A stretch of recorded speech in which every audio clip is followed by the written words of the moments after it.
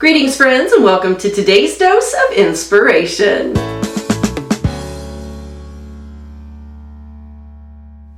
I am very excited because we are continuing in on our study of the names of God, and today we have another awesome revelation. We're looking again at the book of Exodus, where we were yesterday. We're flipping through just a couple of chapters to chapter 17, and we're going to look at another side of God's character as he revealed it to Moses and the children of Israel. If you're familiar with the story at all, then you know that as the children of Israel were marching towards the promised land, there were many enemies that they had to face and many battles that had to be fought. It certainly wasn't easy getting there, and that brings up a whole nother story that we will have to cover one of these days.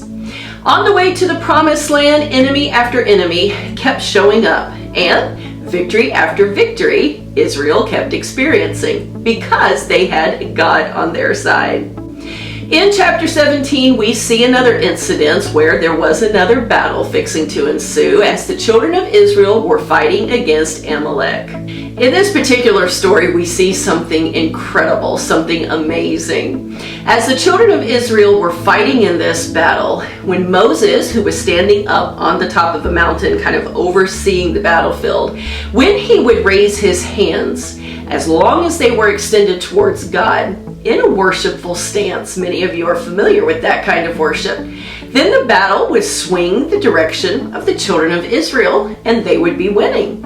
If Moses let his hands down, whether through fatigue or whatever reason, all of a sudden the battle would shift and the enemy would begin to get the upper hand. It was very important that Moses had the posture of worship with those arms extended towards heaven. It got a little tough, as you can imagine. If you've ever been in one of those kind of contests where you have to see who can keep their hand in the air the longest, you will find out real quick, like I have, I can't do it very long, and I'm sure you probably can't either. It gets tiring. It actually is pretty painful as those muscles strain to hold that arm in the air fighting against gravity. In this story, we see that two men came to the rescue and stepped in to help Moses out, Aaron and Hur.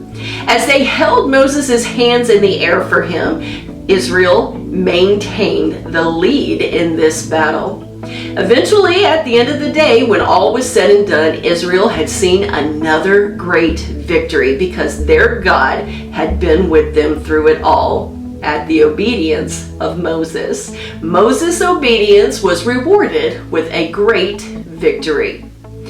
After it was all said and done, Moses began to erect an altar before the Lord, as he was accustomed to doing, because he wanted to show more worship and gratitude towards the God who would just give them a great victory. As he did, we see another name revealed. When Moses began to worship God in that moment, he called him Jehovah Nissi, meaning our banner. I find this picture of God really interesting. If you'll use your imagination and think with me just for a moment, or maybe draw on the memories of some movies you've seen produced for us from Hollywood, you will know that during the mid-century era, when you had all the knights going to battle, very often you would see someone on horseback carrying the flag of their nation, or the colors, so to speak.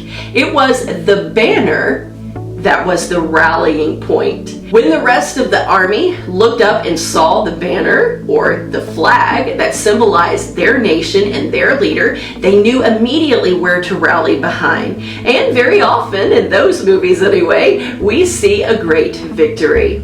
It's the same way with Jehovah Nissi. He is our banner. He is the one who is out front in the battle for us. He is the one that's carrying the colors of heaven that are our rallying point.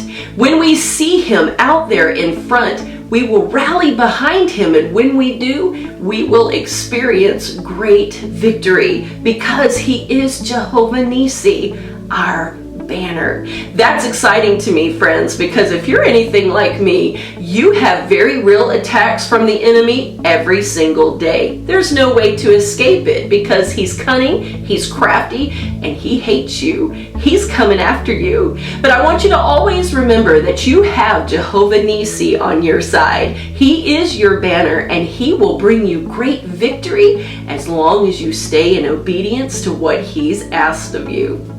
I want to thank you so very much for tuning in today. Until next time, I pray that you will walk in the favor and the blessings of the Lord. See you soon.